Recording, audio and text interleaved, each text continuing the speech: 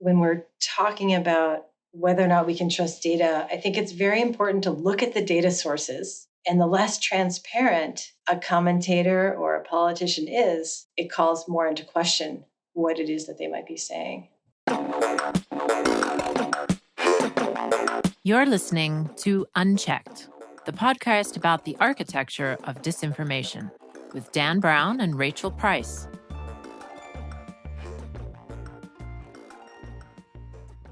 My sister and her husband are bringing their new doggie down for me to meet. That's almost better than getting a new dog yourself. It is, actually. What kind of dog did they get? It's a mutt. It's yellow and lanky.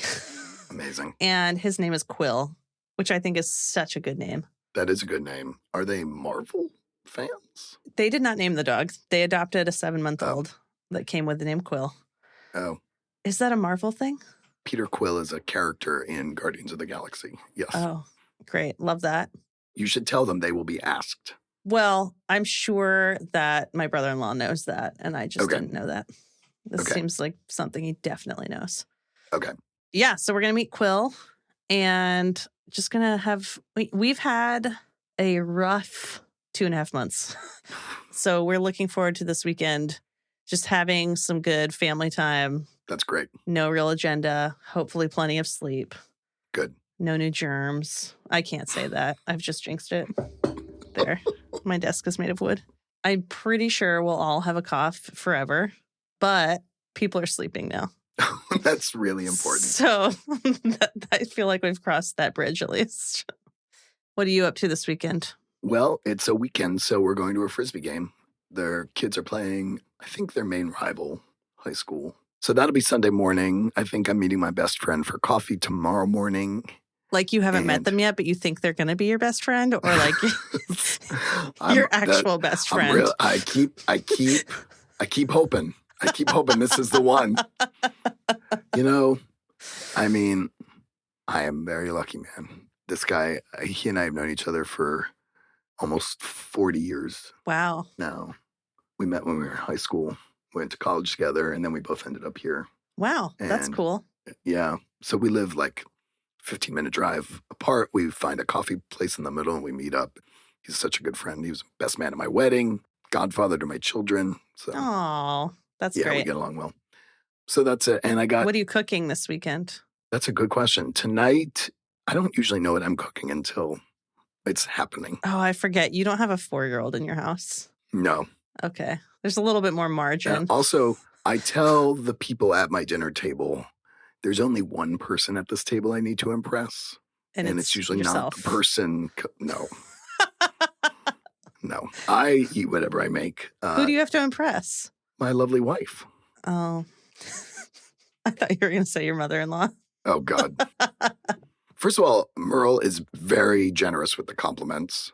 And if she doesn't like something, which is very rare, she'll say, this was interesting. And that is literally the extent. That's great. Of the feedback that I get.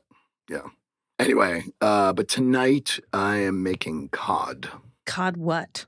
Sarah found this great recipe that we've now made a couple times. That's like cod in like it's braised in sort of a coconut Thai flavored. Ooh, delightful. It's great. Yeah. I love that. We don't eat cod in my house. We eat salmon, but that's because we live in Seattle. And so if you don't eat salmon, you pay more taxes. It's a really regressive tax system. That's amazing. Yeah. We've just found a salmon that we can eat. Normally we would get Pacific salmon or Alaskan salmon. But yeah, there's a new There's a new salmon in town? There is a new salmon in town. It's this farmed Atlantic salmon that's, I know, kind of sacrilege saying that to a Seattleite, but it works. Does what we need it to do. Great. Dan, why are we talking about economics on this podcast? I started thinking about this when the tariffs came around, and I was really frustrated with, with the tariffs, but also the way the administration was talking about it. And it just felt like they were taking advantage of the fact that the U.S. economy, the world economy, is one of these hyper objects that is so massive, it's difficult to understand. We've seen this time and again that the stock markets, is a proxy for how well the economy is doing. And we know that's not true either. Not true at all. So I have the very good fortune of living with two economists. My wife has a master's degree in economics. My mother-in-law, who lives with us, has a PhD in economics. So we talk about this a lot at the dinner table. I just felt like there was a lot of misinformation about the economy, and it was verging on disinformation, that the way the administration was talking about the economy was being manipulative. And so I wanted to talk to an economist, and I did a bit of research and found Elise. She and I had happened to go to the same college, so that's always a good in. So that's why I wanted to bring on someone to talk about economics for that reason. One of the things I enjoy about learning about economics and listening to economists is the more you dig in, the more you realize how much the economy and theories of economics touch every aspect of our lives. Yeah. And like you said, it's a hyper object. So it's like, it's so big, you can't even really comprehend it. Right. And you just keep running into it. Yes. No matter which way you turn, you just keep running into it. And I think especially in our current situation, there are a lot of weird ass levers being pulled. Yes. In our economy that are getting a lot of attention. And so it's helpful to try and wrap your head around at least a little bit of it, or at least develop some awareness. Right. I have this probably naive belief that economists understand the economy somewhat completely. I think a lot of the more humble ones would argue they probably, like no one can understand the entire economy completely. Right. But I think it's a really good thing to develop some awareness and at least try to pick apart the parts that interest you and that you care about. And so for me right now, thank you to Dan and Elise, I'm starting to really look at data and the economy and misinformation around economic data as just one little way for me to grasp what's going on here. Well, we should set listeners' expectations. The intent that I had was to talk about the economy kind of in these big terms, sort of the messaging terms. And it turns out Elise is really just a masterful data analyst too. Yeah. And we ended up talking a lot about economic data, which was, as soon as we started talking about it, the three of us just got so much more excited. So I'm excited for folks to listen. Let's go check it out.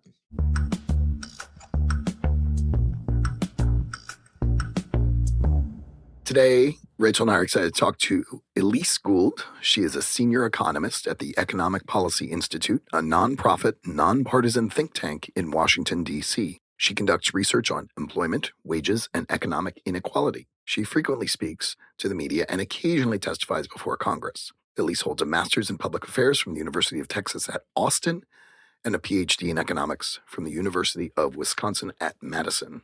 Elise, thanks for joining us today. Actually, I was going to ask you a slightly different first question.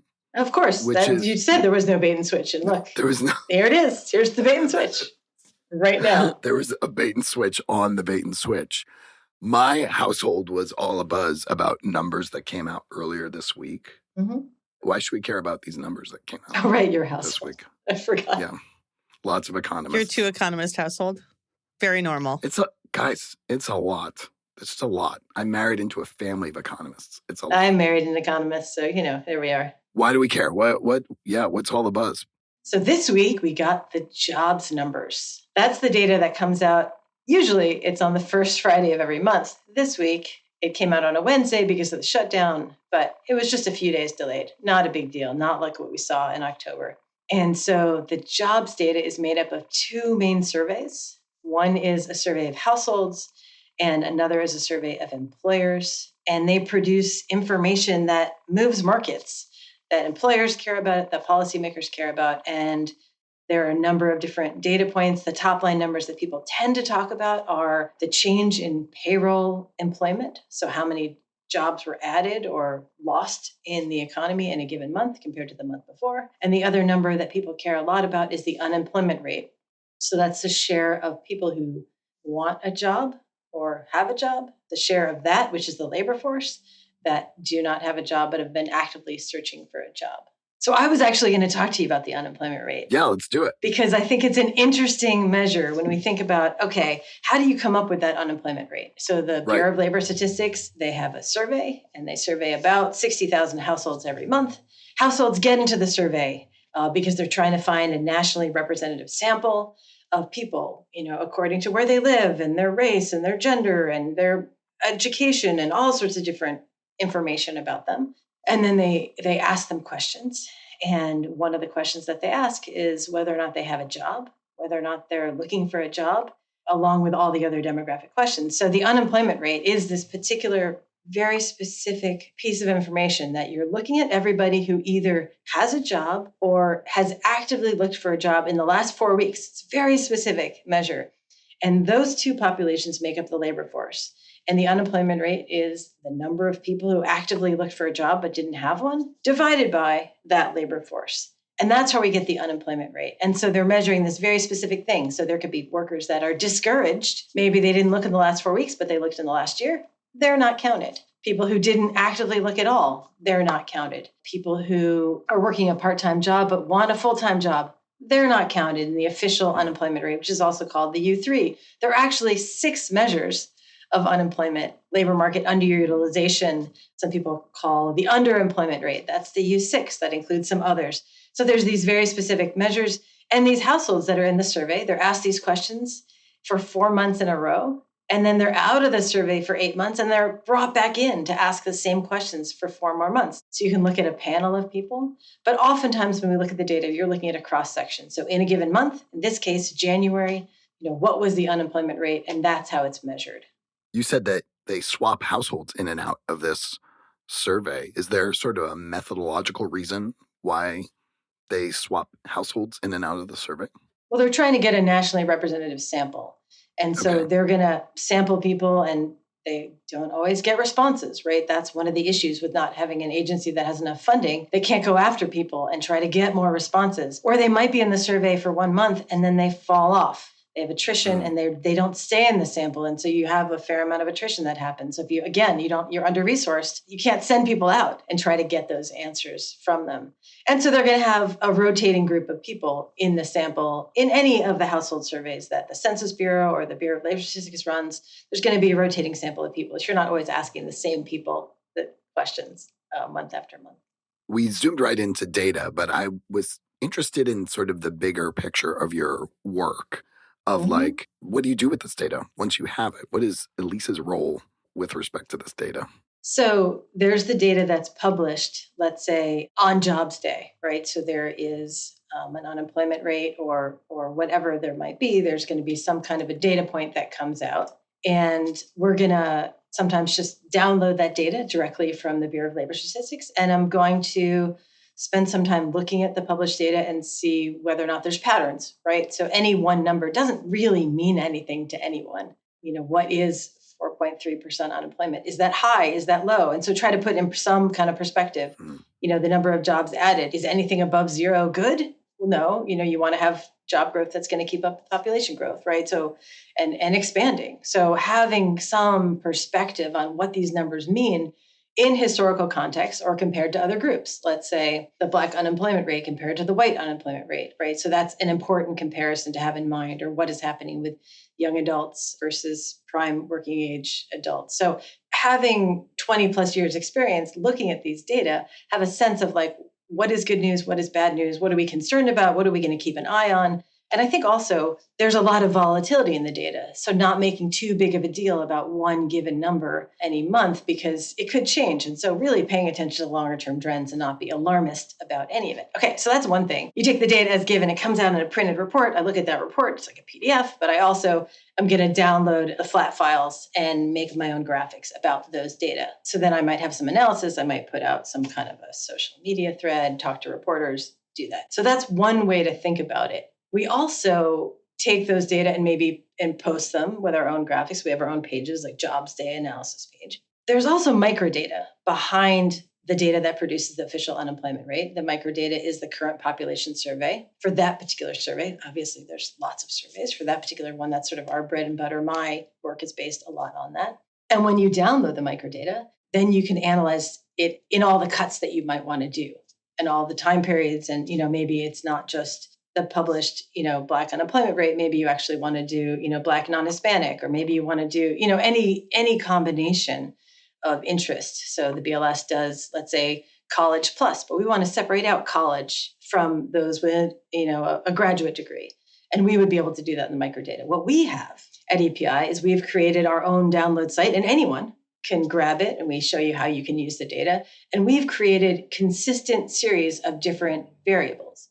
And so the variables names sometimes change over time, or the information that gets asked. There wasn't always, let's say, on race and ethnicity, there wasn't always an Asian American Pacific Islander series. And so sometimes the questions change. There's been changes in industries or occupations over time as the economy has shifted. So to the best of our ability, we've created consistent series going back as far as we can, usually about 1973. And so people can grab our data.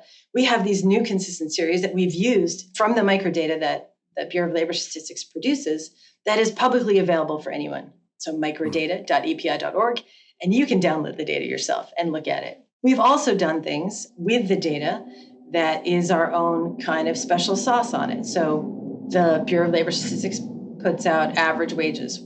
Average wages is a really important, useful measure, but it's also important to know what's happening at the lower end of the wage distribution, or at the very middle, or at the top, or anywhere in between. So we create a decile measure. Again, that can be replicated, and we have the code, a GitHub page that has a code that also lets people know how to do that. And so then we can say, well, what is happening across the wage distribution in a way that other people might not be able to. And if you don't want to do the microdata, we also have a site where we publish all of the data like the wage data that I just said. And that is our State of Working American Data Library. Because just like the federal government, we believe that transparency is important. And so to be as transparent as possible, let people replicate what we have. And then if they just want to grab what we've done, and we make changes, right? Just like the Bureau of Labor Statistics or the census, right? They make changes to how they want to measure things because the world changes, or we have more information, or we get better at things. In fact, the jobs report that you just mentioned that happened this week, they're doing something new. They're doing a new birth and death model that is going to get updated every month, which is a new procedure. They're trying to get more information. And so they make changes. Another big deal that happened this week was that they did the annual benchmarking process. So a lot is said about, these revisions that happen,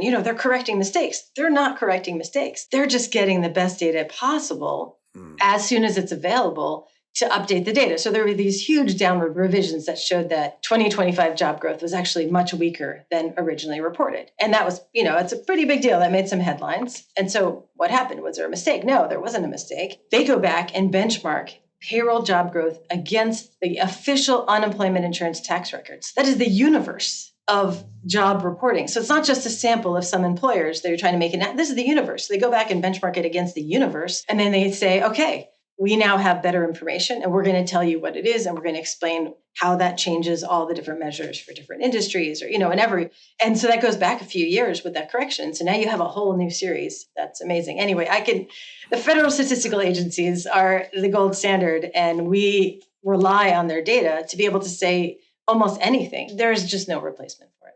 That was great. You talked about two strategies that are sort of essential and almost feel antithetical. The second one you mentioned was this sort of idea of revisions too. And I guess to some folks that might seem antithetical. You have the data, you reported the data. Why would you ever go and change it? The first one you mentioned was transparency. And I feel like these two things are going hand in hand. We're as transparent as we can initially, but we can be even more transparent by offering these revisions. Can you talk to us a little bit about what role these revisions play in your process? Like when the government issues a revision like that, how does that affect the work that you are doing? So one of the things that makes Jobs Day so important is that it's extremely timely. So they're reporting the Jobs Day that came out this week. They're reporting on what happened in January. And what happened with the payroll survey, it's what happened in the payroll period that includes the 12th of the month. And the same thing with the household survey. They're asking about that reference week, those 2 weeks, what was happening in that period. And it's very current. So you're basically talking about something that happened less than a month ago. And now we're going to produce this amazing analysis that is vital for, as I said, policymakers, Wall Street, employers, everybody is looking at these data. There's nothing that's so timely as that. And so to be able to do that, there's a cost to maybe having to change things. And so you send the surveys out to employers, and not all of them get back to you in time for this report. And so then there's a revision that happens the next month. So in March, there'll be some revisions. When they release the February, there'll be some revisions to the January data because they haven't gotten all the answers yet. And so there's a trade-off between having the quickest data and having the final data. I think it's just better to have information sooner, knowing that it might get revised somewhat. And the annual benchmarking, what are you going to wait a year and not have any up-to-date data? That trade-off, I think, is a balancing act, and I think it's really important. And to the extent it changes my work, we update the entire series. When they update the series, we pull the entire series again, and we update that for the payroll survey. On the household survey side, they do an annual change as well with population controls, and those are probably going to be, not small, maybe with a lot of changes in immigration policy. There could be significant changes in the population. Right. That didn't come out this month, and I think that's probably because of staffing, but that will come out next month and we'll have that. What they don't do on that data, which is like a Census Bureau of Labor Statistics joint project, is they don't go back in time and change the data. They just adjust it moving forwards. So that doesn't make the data as directly comparable year to year, but you can see the differences, and usually that's not a big deal. The initial round of data, before it's revised, it's like everyone's sort of agreed, we know this is not quite right. Is there like a threshold for good enough in this kind of data? Well, you can look at the revisions that happen over time. It doesn't tend to move things. I mean, it did this summer, something that was positive became negative. Right. So things can move, and people are already talking about whether or not the next month's data is going to get revised down because it was a larger payroll employment growth, but I don't have a guess as to what will happen there. It's just interesting to me in this world where we've become so preoccupied with fact and what is true, given the circumstances that we're in, that actually a large part of the work that many people do involves working with data that we know to be not inaccurate, but not perfectly accurate. Oh, right. There's measurement error. Right. There's some measurement error, right? So there could be some error in what people say, even. Let's say you had to answer a survey question. Maybe you don't know the answer. Maybe you're answering for another member of your household and you don't have the accurate information and you're going to do the best you can. Or an employer, misread something on a payroll sheet or, there could be errors. Right. There could be also just not answering questions. There's all sorts of item non-response that happens. And so then there's imputations that have to happen to make guesses. I'm not particularly bothered by that. I think that given the mission of these federal statistical agencies, they're trying to get the best data possible. There's nothing politically motivated behind the questions that they ask or the way that they aggregate the data. And it also sounds like a lot of the work ends up being not just, as you point out, it's not just about a single metric or, a single moment in time, but we're sort of looking over larger distances of time and over more measures, which form a much bigger picture ultimately. Absolutely. I think the more measures is key, right? You're not going to take one measure and say, oh, that says everything. The unemployment rate, again, is only capturing those people who are actively looking for work. A measure that I would prefer is something that's called the prime age employment to population ratio, because that's actually the share of the population 25 to 54 with a job. So it gets rid of the question of, did you actively look for a job or not? It's saying, oh, how strong is the labor market? What is the share of people that you would think otherwise would be working? What's the share of them that's working? That's interesting. Does the government not collect that data? Oh, they do. They do. It just doesn't wind up being the top line number. What's actually surprising right now is that that's been pretty strong. That number has been pretty strong in light of some other weaknesses. So I think that I'll be interested to see what happens with that as we get the population controls in the household survey next month. Right. So there have been some changes at BLS. Can you talk to us a little bit about what's happened and maybe what the impact of those changes have been? There's two ways that we've seen some changes in the data in the last year. One is that we've had a couple of government shutdowns, right? And so there are temporary delays or permanent holes in the data. For instance, in October, we will never have data on the unemployment rate for October because there wasn't data collected for that. Right. And then I would say that the second is that there's just been insufficient funding and staffing. So there's been more limited collection of certain data series, let's say data on inflation, both the producer price index and the consumer price index. There's just been less data. There's some data sets that are not being released and the same regularity that they had before. The job openings and labor turnover survey, state level survey is now going to be released once a year. They're going to do one in July, and then they're not going to do one again until next year. So that is limiting the data. I know one of the things that you might be interested in looking at is what's been happening with federal employment. And they've now stripped out some of the demographic information from the federal employment data. And so you can't look at who is affected in all of the ways that you might want to in the data. There's been huge cuts to education data from the Department of Education, the National Center for Education Statistics. Again, those are huge staffing cuts. You don't have things like per pupil spending. You're not going to have the data that you've had before. That is a huge shift. And it's on top of, I would say, a Bureau of Labor Statistics that's already been under-resourced, has been fighting attrition in some of the surveys, hasn't had the staffing or the resources to be able to carry out their mission in the way that I'm sure that they would like. You said earlier, any of these changes, they're not politically motivated. Would someone like you be able to tell if there was manipulation in the data, if things were being manipulated or changed or removed for political reasons rather than just simply for staffing reasons? And I guess I should say, by defunding something like BLS, by reducing the number of resources at Department of Education, to a certain extent, there's political motivation behind that too. But the hope is that the numbers that these places are producing remain as accurate as they can still be. Do you think that there's an opportunity to understand or perceive any politically motivated changes to this data? I mean, I think it's a great question in this time. So the under-resourcing itself can lead to worse data because you don't have the resources. It's a fact to be able to collect all the data, which is why they've discontinued some series to make sure that they can be as accurate as possible on the remaining series that they do have. That won't necessarily drive the results in a predictable way. I don't think that you can under-resource and all of a sudden say inflation has come down because it's not that deliberate of an attempt to change the data in that way. Not that I've seen thus far, right? So this is where we are, what could change. The thing that I have, no matter how much I measure, and I'll talk about, we have a data accountability dashboard that is trying to track some parallel measures to see whether or not we see changes. And we're doing that. There are some second best data sets that come out from the private sector, but they're not as good as what you can get from the federal statistical agencies. I have faith that individuals, civil servants will tell us, the general public, people who need to know, there will be whistleblowers that will tell us that the data has been compromised. People have worked their whole careers in those jobs because they believe in the integrity of the data.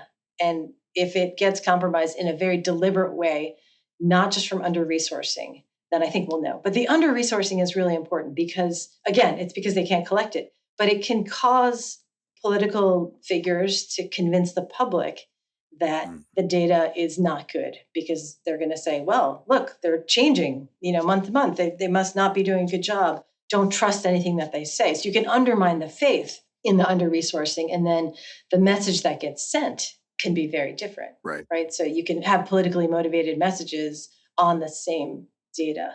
So for instance, I remember at one point, I don't know how many years ago, whoever was president, talking about how there's more jobs than ever before, making claims like that. It's like, as it turns out, our population grows. That's not that interesting of a statistic to tell us that. So, it's how you might spin it and how you might talk. Rachel sent me a video of Justin Wolfers earlier this week, and he didn't seem too worried about the new BLS commissioner. And I wonder if, and he was sort of telling us not to worry so much about it. Do you have thoughts on the new BLS commissioner or the nominee anyway? I think it could be much worse. End of episode. No, I'm just kidding. That is fair. One of the points Justin made in that video that I thought was pretty interesting, I hadn't thought about, was how it's easier or sexier to report on how the data is getting potentially compromised or has, people are worried the data is getting compromised. And we hear a lot about that, which is, good for it to be on our radars. And then he made this point. He's like, actually, though, there's a real win here in this new commissioner who is like a career statistician. Mhm. But no one's going to report on that because no one wants to talk about career statisticians. Right. Yeah, I mean, clearly has expertise. It's not somebody coming in who's a hack, a political hack. Yeah. I have a question here.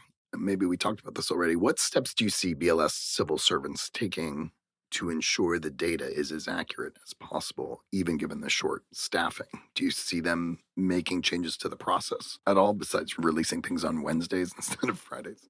That's just this month. It's not going to keep happening. I have faith that's not going to keep happening. I don't know. I think that I think we've talked about that somewhat. I think that they are always doing research to improve their process. I mentioned the death and birth model, the benchmarking process. They're updating, always trying to be more transparent. When they want to have a new series, they have a research series first before it becomes, a public news series. There's always more information and feedback that happens and transparency. And I think that that's business as usual. They just don't have as many resources as they need. Right. The other thing that has been a little bit covered is the removal of government data. Rachel sent me a story about this earlier, and I think there is work being done at our alma mater on people kind of recovering or trying to maintain the amount of government data that exists. Has this affected you at all? Do you anticipate making any changes to your process because of this risk?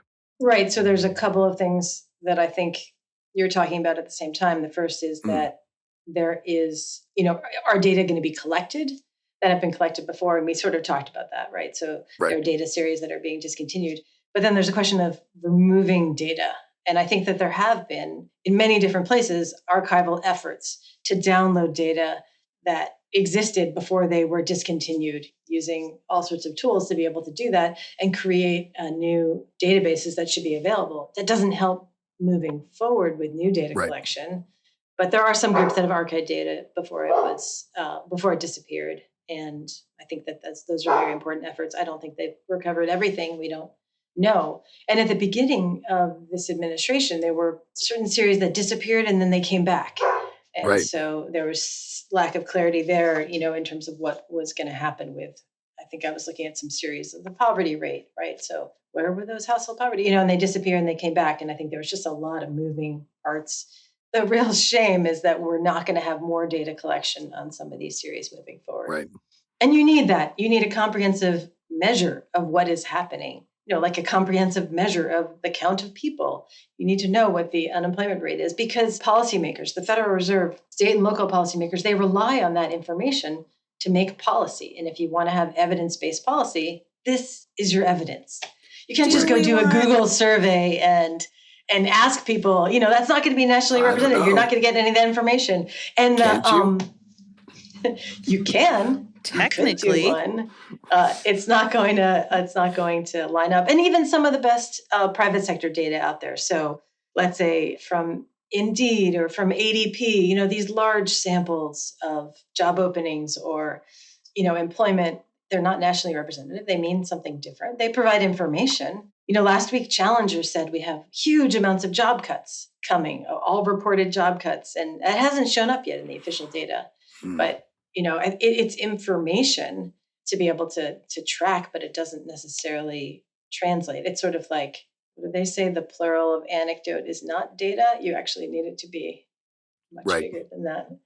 It really speaks to the role the federal government can play in this, which is sort of a completely unbiased, nonpartisan, really just focusing on collecting the data and making it available for, smart people all over to kind of analyze it, look into it, glean insights from it. But that data source, collecting data at the source, requires a very, very neutral agenda. And that's hard to come by beyond the federal government. Mm-hmm. That's right. You talked a lot about rationalizing data, making sense of the series over time and helping to so that you can actually look at consistent patterns. And first of all, I just want to call out, this is so much in line with the heart of why a lot of information architects become information architects. A lot of us are from the library and information sciences field, and rationalizing data is this calling, right? So I just want to kind of put a highlighter around this overlap in interests between your world and our world. And then I was thinking There's probably like standard ways of rationalizing data in normal situations, like normal amounts of data you have to rationalize or blind spots you have to fill in. Has that changed recently? Like, have you had to develop like new techniques or new guardrails? Because I'm assuming the blind spots are getting bigger right now based on what you're talking about, like data that we're just not collecting anymore. Right. So the Bureau of Labor Statistics will impute, or Census Bureau will impute data when it doesn't exist for people. So let's say they answer almost all the questions, but they don't tell you what their wage is.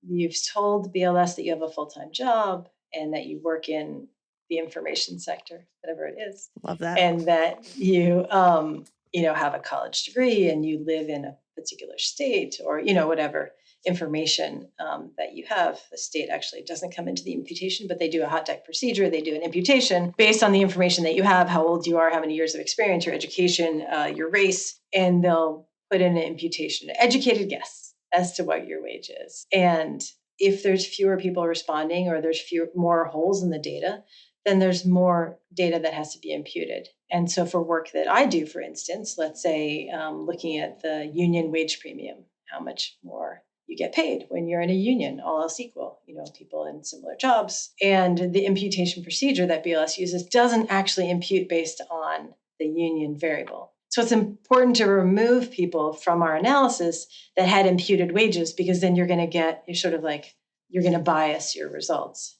And so it matters if more people have imputed information for the analysis that you can do, because you're left with a smaller sample size. Yeah, because you don't want to impute on imputed information on imputed, like suddenly. Yeah, right. You want to make sure that it's clean as possible. Yeah. What does AI call this now? Synthetic data? Is that the word they're using? I think so. Data that it made up that it's now using. Yes. But in general, when I think about guardrails, and this would happen anytime, right? And it's not just a this year thing. When we're doing data analysis, what we try to do is we try to benchmark. So let's say I want to come up with an unemployment rate for a group that BLS doesn't have information on. I'm going to make sure I can benchmark the overall, and I'm going to benchmark maybe the subgroup that I can get closest to, or look at trends over time for similar groups and make sure that the data that I'm running doesn't have coding mistakes in it, right? Isn't misrepresenting what's going on. And so that benchmarking procedure, I think, is a really key fact. And again, we post our code, the microdata, and we post the final results that we have for a lot of the data, and we update our procedures too. So we've changed. I mentioned our deciles. We've changed how we've done that. We noticed that sometimes the 40th and the 60th percentile move in a different direction than the 50th. And that's just, that could be truth, but it could also just be some idiosyncrasies in the data. And so we changed how we were smoothing our data to look at changes in wage growth across the distribution. We also, I think, like many other people, sometimes make mistakes, and we try to be transparent about that, or get feedback and let people know there's a mistake, and then update that and correct and adjust our methodology over time. We haven't actually directly talked about this yet. I'm intentionally leaving this vague because I want to see where you take this. What role does your work play in kind of the economy of misinformation that is blossoming right now? I think that when the data come out, like for Jobs Day, we try to provide context, like we've talked about, so that any one number isn't blown out of proportion. Try to be very measured in how we talk about the data. And again, try to be transparent in any analysis that we do, sort of post-production of government data. I'm getting the sense from your answer that it's like we're trying to be like a grounding function. Mm-hmm. And we're trying to keep data in the conversation and provide some view to evidence. Yes. Yeah, exactly right. So like the unemployment insurance claims data, that comes out every Thursday morning. And sometimes that goes up, but sometimes it goes down. That went up a ton for federal workers. And you'll see reports of people saying, oh, it went up by this amount. And I'll look at the data and I'll think, oh, that's interesting. It always does that this week of the year. In January, that's a thing that happens in the third week or whatever it is. It's like, okay, let's put some perspective on that. And I understand that people are selling newspapers.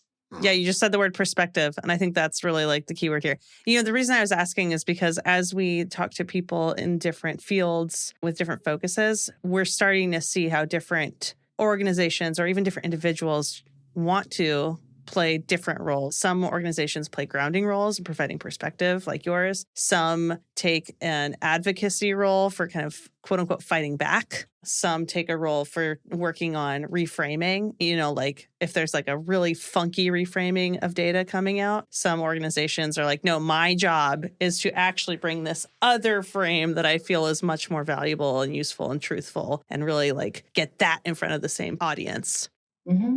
I'm building like a Game of Thrones map in my head of like where all the organizations are we've talked to. I think there's overlapping, right? Because I do think that we're trying to provide grounding and translation of the data in a meaningful way. But I also think it's the questions we ask, right? So I mentioned that average wages mean something, but kind of want to know what's happening for low and moderate wage workers. So you're going to make sure that you can cut the data in that way so you can tell a story that isn't just about the top line number, but actually tells about people's lived experiences that aren't just who you might see in the average or who you might think about. I like that question, Rachel. And I think it gets at something that we have been observing, which is, and I guess I would sort of frame this as, is your job any different if we lived in a perfect world and there was no disinformation, right? And I get the feeling that, no, you just kind of keep doing, Elise would keep doing what she's doing of trying to produce this grounding. I think that's right. And this isn't, in some ways we're in unprecedented times and the attacks on the federal data are larger. The attacks on federal workers are larger than we've seen. But for decades, people have questioned when the data doesn't say what they like. Right. That the data is cooked or whatever. That's, people right. have said that. It's just that it feels particularly acute right now. Right. And this has been almost every expert that we've talked to, their very field is under attack in some ways. Because of the complexity of the things that you're dealing with, it's sort of easy to use that as a smokescreen for, well, clearly they messing with the messaging or messing with the numbers that are coming out. Mm-hmm. In these unprecedented times, what gives you hope? Again, I think that my belief in the civil servants is utmost. I believe we will learn if something is being very obviously tampered with. So I think that those civil servants are strongly motivated by their mission. I think that has come to the fore, even though government workers are being wildly underappreciated. I think that there is some understanding of the importance of what they're doing. And obviously, it's not just about the data, it's about the services that federal workers provide. Some might think that the data does not rise to the top of that list. There are obviously a lot of other things going on. In my work world, data is pretty important. I think that the economics profession has gotten more based on the real world and has cared more about empirical testing in a way. It's become less theoretical. So I think that's an optimistic take. And I think that more data and the ability to analyze that data is more broadly shared. So more people are able to look at the data or look at the microdata themselves and being able to do their own analysis and information. And I think that is great. And I think the public data that we still have provides the kind of evidence to inform, even let's say at the local level, changes in the minimum wage and see what that means for low wage workers and being able to use the data to make those kinds of text analysis. I think there's also federal data that's used for telling us about vast inequality. And so you have people out there telling us using the tax data, and that tax data is very hard to get a hold of, right? There's all sorts of confidentiality. You have to sign away everything to be able to get access to that kinds of data. And they take that confidentiality very seriously. So I think any tampering with data or using that for nefarious purposes, any concerns about that, or as a researcher, you have to be very careful. And I think that when you look at the Bureau of Labor Statistics or those statistical agencies, they have a huge return in investment for their size. What they've done has been incredibly useful and valuable for all of us as researchers and for anyone who relies on that data. That was great. Elise, was there anything that we didn't talk about that you wanted to talk about? No, not really. I think that when we're talking about whether or not we can trust data, I think it's very important to look at the data sources. So when anyone, this administration or other commentators, talk about data and they don't tell you where they got the data from, it can be very hard to fact check and to have a good understanding. So I think it's important for everybody to always take a look, try to find the source article, or make sure that the graph actually has a source at the bottom of it so that when somebody says that, incomes have never been higher, you can look and say, oh, is that really true? Where are they getting that information from? And being able to back that out. And the less transparent a commentator or a politician is, it calls more into question what it is that they might be saying. So that's, I think, on all of us Right. to go and look and see and try to find it and know what we can trust and repeat.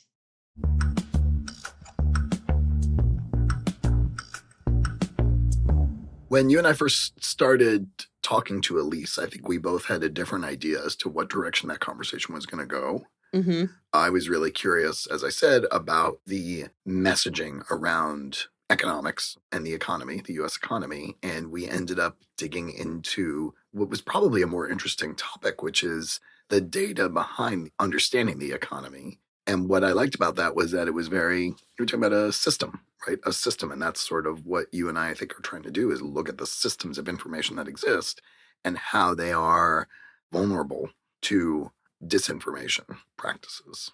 Yeah. The economy is a really fun system to explore because it touches every single aspect of our lives. But we don't really talk about it that often as a thing to unpack and pull apart. Right. And Elisa's perspective is great because she is like all in on the data. Like, that's her thing. What was your lens? I had a couple lenses, and I'm choosing the one that interests me the most, which is human versus system integrity. Oh, love it. At first, I was just thinking about integrity. We talked a lot about data integrity with Elise, but then she was talking about like her faith in individuals to flag where integrity is troubling and her faith in whistleblowers. That's what brought me to this lens, which asks us, how much does the system rely on individuals to report data integrity issues? Does the system have mechanisms for analyzing its own data integrity? I ask this with this like lilt at the end of my voice because I've never thought about this. For better or worse, there are lots of applications of like machine learning and AI tools. And I was sitting here thinking like, man, what if a system could flag places where integrity seems like it's being breached or is becoming questionable, rather than relying on human whistleblowers to comb through things in a dark closet and like highlight when something seems suspicious. Right. Now, the cynic in me is like, there's a reason systems don't have mechanisms for this. Yeah. But setting that aside, thinking in good faith when you're trying to examine a system from multiple angles, I do think this is a really interesting angle for like, what are the mechanisms for noticing or highlighting potential areas where there are data integrity issues? I'm going to ask a Rachel style question. What do you mean by integrity? Ooh, that's a rude question. That is Rachel style. I was really thinking about this in the context of our conversation with Elise, which is places where you realize you're having to do a lot of rationalizing or imputing. Yeah. And making a bunch of assumptions. That's a very specific case where I could see like there's a threshold of the amount of imputation you're having to do that could be thin ice. I could see where there's like inconsistencies that are suspicious. I'm sitting here thinking like, man, now I want to talk to like a data analyst or someone whose like whole job is to like look for patterns and like flag like suspicious patterns. Yes. Where the story maybe isn't, there's no there. Yes. This lens is probably pretty open. It could be literal, like looking at data patterns and seeing where the data seems suspicious, like something might be missing or there's been like some sort of imputation error. Or you could take this more philosophically on the integrity side of like, maybe it's not just about data integrity, maybe like system integrity, like where is the system upholding expectations? Where is the system failing expectations? And whose job is it? Are there mechanisms in place to flag that? Or are we relying on individual humans and individual whistleblowers to notice those things and bring it to attention? That's really jumped into my head when you were talking about, could AI play a role in this? And I was sort of thinking, what do humans bring to the table? And it's always something like larger context, right? Which might be lost. But there's also a impetus, a motivation, a strongly held belief, I think, that sound data is important. Yeah. And when I say it out loud, it sounds simple, but I think knowing what role the federal government can play in data collection across the board and why it is so powerful to have data collection that is honest and that strives to build a truthful picture. And that at the heart of that is, yes, data collection mechanisms, but also the people who want that to be true as well, want that to be real. Yeah, I think another aspect of this lens that is getting clearer to me as we speak now is with any system, how much are you relying on humans to be the source of integrity, like an individual with integrity versus an entire system that has been designed to maintain its integrity? Right. I think that was the original thought I had when we were talking about like whistleblowers and faith in individuals who would flag if the data were getting really stinky. I'm like, that's cool. And I'm glad that we have faith in those people. And one of the things we talked about from the beginning of this podcast is when we think about misinformation and we talk about like mainstream solutions to addressing misinformation are behaviors that we expect individuals to learn and practice rather than changing parts about the system. I think this is maybe just a different flavor of that. Yeah. Well, it gets back to, I thought you were going to say, when we talk about resilience, too, is a system considered resilient if it doesn't have these mechanisms in place, that it does everything it possibly can to try and maintain data integrity? Yes, there's going to be other outside forces looking at that data and providing its own pressure for keeping the data integrity. But I think there's an opportunity for the system itself to do more, to not simply count on those external forces. Yeah. I think a really good example of this, and we've probably used this before, not so much with quantitative data, but with community comments on things like threads, where people can spew misinformation on threads, but then the community can kind of come together and add a note to a stupid thing that someone said or falsehood that someone said and provide some clarity. All Threads is doing is providing the means for doing that. Yeah. But that feels like it doesn't even meet the threshold of the lens that you're setting out here. That Threads itself, Meta itself, needs to do more for data integrity. Yeah. And I think of a lot of these lenses as like a thing an individual designer could take to a situation that they are in and ask, why aren't we doing this? Like Right. ask to themselves, like, Right. why isn't this company incentivizing this kind of behavior? You and I think, have developed the capacity to walk into pretty much any room and ask a hard question of the people in there. Mm-hmm. And maybe what you're saying is that these lenses are meant to empower others. Yes. To do that too. Yeah. So in the Threads example, you could say like, yes, okay, here's one small mechanism for integrity. We don't see other more powerful system integrity mechanisms. Why not? Yeah. Why did we stop there? Yeah. Why did we stop there? Yeah. And the answer to that tells you a lot about a lot of things. Yeah. Okay. That's enough of mine. What was your lens? I really want to talk about this, but I don't remember the context in which this came up. I follow a newsletter / Instagram account called Philosophy Minis, and the guy will sort of post a little philosophical vignette. I'm very inspired by this. I find them very compelling, but I'm also very inspired by the format and the approach that he takes. And he told the story of the lost horse, which I will do a very bad job of retelling right now, and I will just sort of try and make it quick. But the idea is that a farmer, is in a small village, and his horse runs away. And the villagers come to him and say, "Oh, what bad news." And the farmer says, "Maybe." And the next day, the horse comes back, and it's got 6 wild horses in tow. And the villagers say, "Oh, what good luck." And the farmer says, "Maybe." The next day, the farmer's son is trying to tame one of the wild horses and gets thrown from the wild horse and breaks his leg. And the villagers say, "Oh, what bad luck." And the farmer says, "Maybe." And it keeps going like that for several iterations. And I find it very compelling, especially in this day and age, where we are confronted with, yes, a lot of bad news, but also a lot of misinformation, where we do have to sort of take a moment, and we can't jump to any conclusions based on things that we've heard because they may not be real. Yeah. So I can't remember what it was in what Elise was saying, but I think there was this notion that the numbers themselves don't convey good news or bad news, that the system can't presume that one thing is good and one thing is bad, and that we need to help users come to that conclusion, whatever conclusion they need to come to themselves. Amazing. So why should we care about this lens?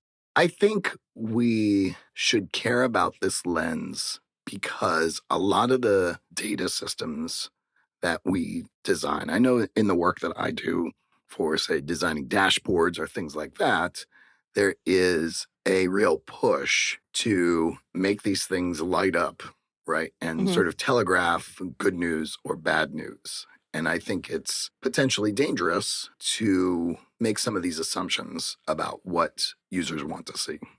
This feels like a more specific version, so I think it's good, of some of the framing lenses we've talked about. Oh, yeah, good. Because good and bad news is a frame. And it's maybe not a narrative frame, but it is like a slant, right? Right. This lens is really interesting to me because I feel like this is a very stark reversal from what most designers are asked to do. Right. I don't think we often interrupt the assumption that there is a correct narrative in terms of is this good or bad that we're trying to communicate. I mean, I've been thinking a lot about data displays because several of my clients are dealing with it right now. And I feel like it's important to highlight outliers. But the system itself, certainly the systems that we design, probably don't have enough context or understanding to know whether it's good news or bad news. And also, like the farmer who took a much, much longer view of these things, something that looks bad today may or not be bad kind of in the long term. Yeah. And if we frame something as bad news based on the rules that we have today, that may trigger certain actions or certain behaviors or certain reactions that are inappropriate, that don't lead to the best decisions either. I want to be really clear. I think it's important for us to acknowledge that not every lens is going to be meaningful in every situation. Yeah. You know what I mean? Before you get too far with this, now that you had a chance to talk and my brain had a chance to work, I can think of so many applications for this lens. Yeah. I think it's a reflection of that I work in tech right now, that AI is very much on my mind every single day. Yeah. I'm thinking about when we're designing AI interactions and trying to improve the outputs of LLMs, this is actually a hugely important lens. Yeah. And you said something about like having enough context to know whether or not this truly is good or bad. I had this really funny interaction with an AI chat in my financial planning software. What did you just say to me? This was a personal situation, and I was gaming out some alternative scenarios, doing some financial planning, and the AI chat kind of landed on this outcome that it framed as like being really negative, which with my human context, I was like, oh, that thing you're pointing out is like a potential disaster is really not a big deal. And it actually is in direct conflict with this other piece of data you just told me, both of which are true. And so I got really annoyed. And I was like, you know, in the human language, I was like, how are you like, what? Like, this doesn't make sense. Why are you doing this? And then it immediately was like, oh, you know what? Now that you point that out, you're right. This number isn't so weird, actually, when you do look at it in the context of this number. I thought you just really wanted to focus on this other number. And I was like, okay, we're done here. But I can think of this in all sorts of situations where like a human is trying to get a little bit of assistance thinking through a situation, and that AI not having the right context, which is usually always the problem, then frames good or bad with missing context. And so I think this is a very powerful lens. What we know about LLMs, or certainly the people working on LLMs, is that I think they're trying to crack the nut that is the lack of context, right? We know they're working on that. And as I'm talking through this, and hearing you talk about it, it's almost like I want the system to give the user permission to say, maybe. Yes. Oh, I love that. I don't know what that 100% looks like, but I like your example a lot, right? The AI wants to paint things as gloom and doom. And you're like, well, hold your horses, literally. Yeah. That may not be the actual case. Or the other really annoying thing that most chatbots do, which is if you work with an AI chat in a work setting like Claude or Gemini or whatever, until you've really trained them out of it, they're so supportive and they're so like, they have so much conviction that you are the best source of everything. And I think a good response to that is maybe. Maybe. Actually, now that you say that, I've been working on a project with Claude, and it's been incredibly helpful in a lot of ways. But I had this observation today, so I put it into Claude, and it said, this observation is the most important observation you have made this entire conversation. And I was like, slow your roll. Yeah, Like, maybe. first of all, I've made a lot of really good observations just in the last 10 minutes. So F you. Yeah. And yeah, it just felt like, that felt like overkill. I was like, I gotta. Extremely charming. Yeah. So like extremely charming, extremely deprecating. Those are both frames that lack a lot of context usually. Right. Cool. Great lens.